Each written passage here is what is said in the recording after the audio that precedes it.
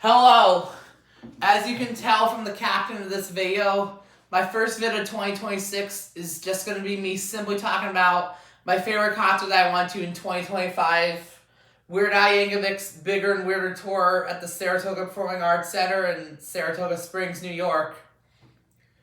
Growing up as early as elementary school, I admired the humor and music of Weird Al Yankovic. I can connect to all he sings about, and the fact that he can take an existing song and write very funny lyrics with just about any subject matter, like food, TV, internet, even guns. I asked my mom once Al announced his tour if I could see Al at SPAC, and with all her hard work, she surprised me with tickets last Christmas for the concert that July. And I already picked one of my friends to go to the show with, and another one of my friends that knows my friend was going with another one of his friends, and it ended up working well since I found out we sat in the same section. The actual day of the show was quite the journey. I got pumped up by playing his music, memorizing some of his songs on guitar, listening to his albums. And around 4, me and my buddy Garrett drove from our South Glens Falls house all the way to Glens Falls to pick up his friend Jared. Then we drove all the way to Saratoga and met my friend Tony that lives in my hometown of Clifton Park, right at the Route 50 parking lot. We had ourselves a little bit of a tailgate, and we end up eating foods that the weird ones sang about, like bagels, donuts, a box of chocolates, and even a casserole that my friend Tony's dad and stepmom made. During the tailgate, we met some fans. One of them was from Vermont, and we even gave them some of the food since they wanted something to eat. We continued to meet even more crazy Weird Al fans as we were waiting in the parking lot. We even saw some cool shirts. It was a sea full of Hawaiian shirts. Even I wore one, and I'm happy I picked the shirt I did, because Al always wears them. As we got into the venue, the excitement of seeing one of my musical heroes live was just bursting through me. After me and Tony got shirts and posters from the merch stand, we waited in our seats for the opening act, which is this singing clown named Puddles Pity Party, to start his show. This singing Pacelli kind of clown did cabaret-style renditions of pop songs like Crazy Train.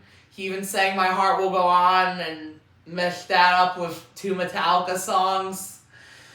It was quite the experience. He even pulled 2 people to help him play a cardboard guitar and wear a tequila costume.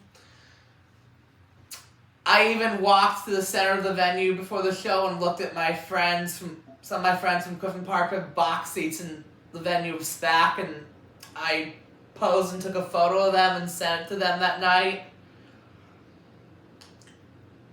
And the Weird Al concert and some facts about it are what I'm going to share right now.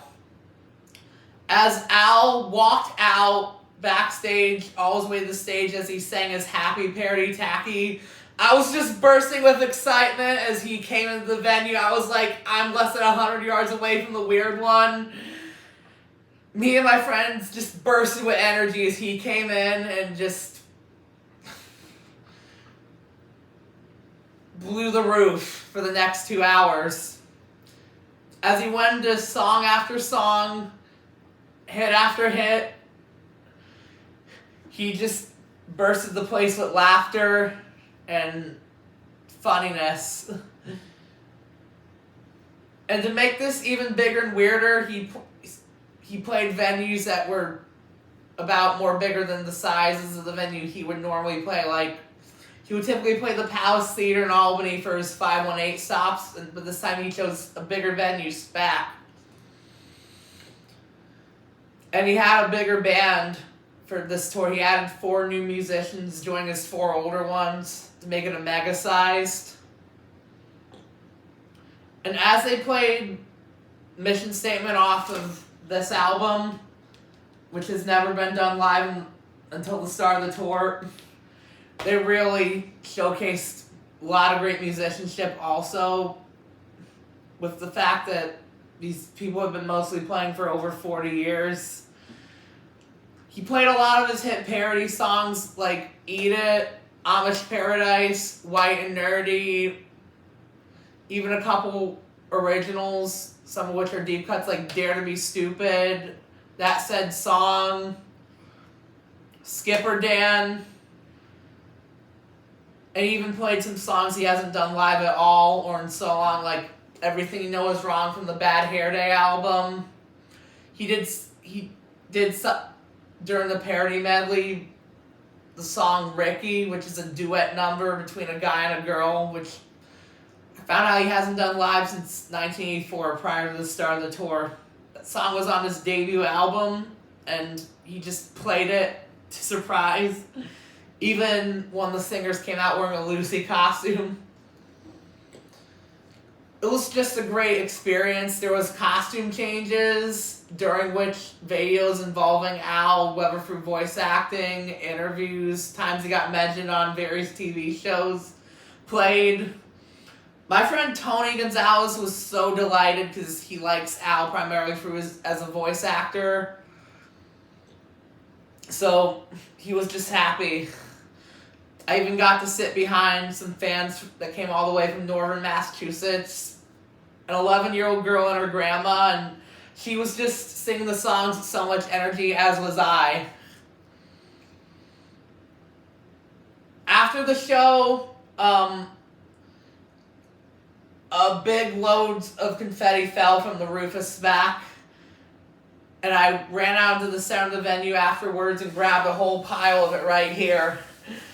This is a forever concert keepsake. I just can't believe I got this. This is even more prestigious to me than getting a drumstick or a guitar pick.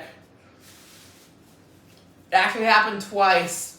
After singing Canadian Red and White, confetti fell. Then after the last song, Yoda, different colors of confetti fell, which is why you can see purple, orange, blue. And this is why the confetti is mostly red and white. Now, I would highly recommend going to this concert, because next year Al's doing this tour all over again. I'm not sure if I'm going to go, but he's doing it 90 times between May and October, which is longer than this past round, which was 75 shows between June and September.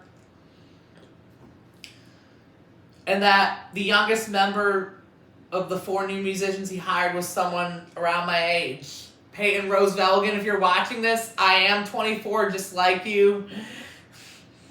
And I like some of the same music you like Rush and the Beatles. And just, this was an amazing experience, and you should definitely see Weird Al before he hangs up his multimedia comedy parody act. Anyways, I hope you liked my review about the concert. It was quite the experience. I hope it was for you if you ever went to the stop I was at or the other 74 stops. Please let me know if you've seen the show in the comments, and just check it out online if you have the chance. It was fun for me and my 3 friends, and as we walked out of the venue, I was like, I can't believe I saw this, one of my favorite musical heroes. I thanked them for giving me a ride, and I talked to them about what their favorite part of the show was. And it was just quite the experience. Thank you so much.